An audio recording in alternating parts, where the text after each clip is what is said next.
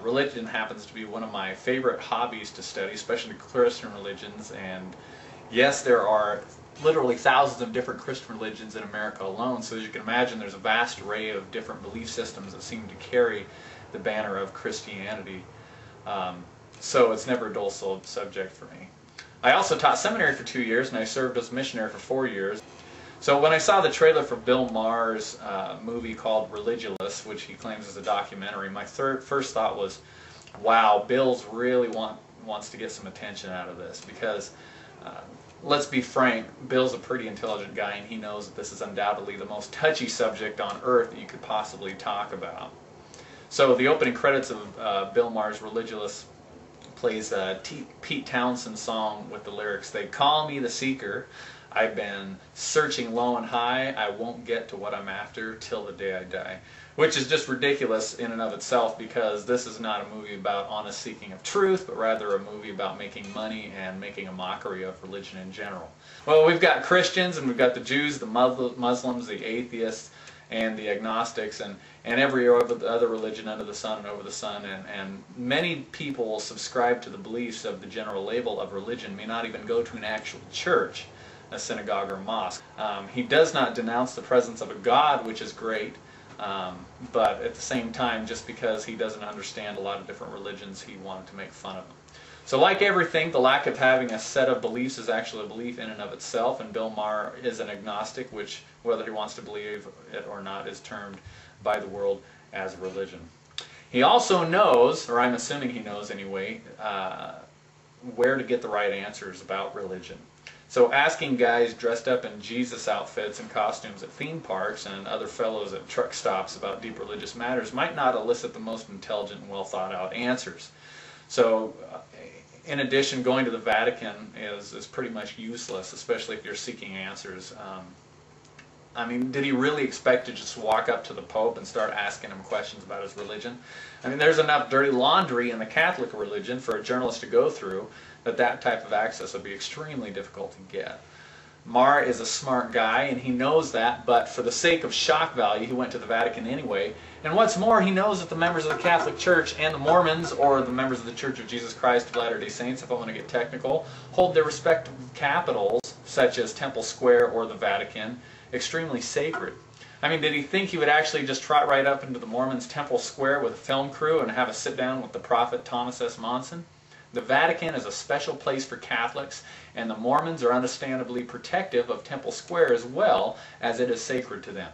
So this film goes beyond shock value, and it's just plain disrespectful. This wasn't good journalism, and it isn't even the stuff mockumentaries are made of. So all in all, Bill Maher knows what he's doing. He's not stupid, and he's not out in search of answers, but he's out to mock the believers of God worldwide in an effort to profit from it. He's not an honest seeker of truth. If he was, he would be honestly studying these things, but it probably wouldn't have hit theaters and made millions of dollars either. So if he wants to overgeneralize the various religion, he's wrong, and he knows he's wrong, but he says it anyway, and that, my friend, makes Bill Maher a liar. The fact is that not all Christian religions believe that Jesus and God are literally the same person. Bill is right about some things, such as the selling of a product to the fearful and unsuspecting. And I believe many religious leaders use negative and destructive tools to the human psyche, such as guilt and conditional positive and negative regard, to gain acceptance and a profit. Now, this has been a problem since modern man has walked the face of the earth. However, that doesn't go for all religions. Religious clergy or other old religious and spiritual individuals don't actually believe that way. Not all of them. While there are a few unscrupulous individuals out to capitalize on people's beliefs, guilt, and fears, there are many who do not and are not honest seekers of truth. So, just because he found some off-the-wall individual, that's not an accurate representation of those who are spiritual or religious everywhere. God is the originator of science. Here's my next point. Science and religion are not opposed to each other. God is the ultimate evolutionist, and He created evolution. This means that there were dinosaurs, there were cavemen, and there's so much more evidence that these scientific findings are true. When Maher draws attention to the Mormon Church, except in a way that would make everything seem crazy, he interviews two ex-Mormons who no longer agree or prescribe to the Mormon Church's beliefs about their interpretation of Mormon beliefs. I find this extremely suspect of him. If he wanted to really know the truth, why wouldn't he ask a Mormon that is still a member of the Church of Jesus Christ of Latter-day Saints and does still live according to the high moral standards? That is like asking a far left-wing Democrat what's wrong with the Republicans or vice versa. Chances are you simply aren't going to find honest answers from people like that. Again, Maher is not an honest seeker of truth. I'm sure I could make a documentary about Bill Maher and have most people who watch it avoiding him on the street when they see him. I could add some humorous film footage of the character Goldmember from Austin Powers' film, teasing Bill about his looks as being Goldmember's smaller and less attractive twin. Or get several of Bill's enemies on the film to talk about how ridiculous Bill is. So does that make it true? No, it simply means that they're telling their own story according to how they want us to feel about something. And this story about Mormons that Tal Bachman and the other guy who's the leader of some anti-Mormon group I've never heard of just happens to be science fiction.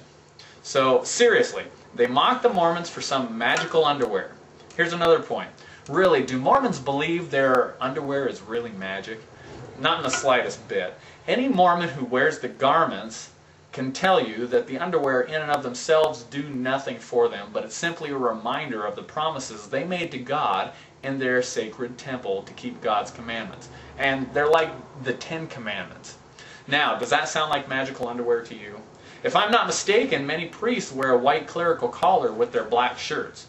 It's a reminder of their covenant to God.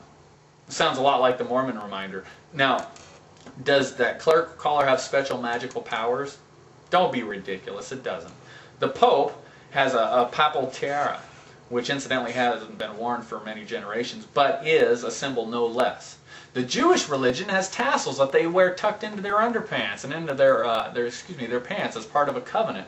And we can't forget the Jewish phylactery that's worn on their heads with a special prayer to God inside. So, really, the Mormons are not the first to have a special garment for use as a reminder of sacred covenants made, nor will they be the last, but maybe Bill thought they would be the ones who might simply turn the other cheek and not freak out about him making fun of their underwear. Maher does make some good arguments in the end when he speaks of the terrible actions of those who were killed in the name of religion, such as the 9/11 attacks. The reality is, as long as there's one person who is an outlier and a fanatic to the point of wanting to inflict harm on others in the name of religion, there will always be terrorism. No amount of war, proselytizing, terrorist bombings, missionary efforts, or national disasters will stop this reality from happening. So all in all, we're shown that Maher suffers from the same nearsighted rigidity as some of the fanatics and unprepared individuals he put on the spot in his movies do. This just happens to be for a different set of beliefs and values, which ultimately kills the purpose of his own movie. Religion is the thread that keeps the fabric of humanity intact. And this movie will no doubt strengthen the beliefs of those who see it and those who do not alike.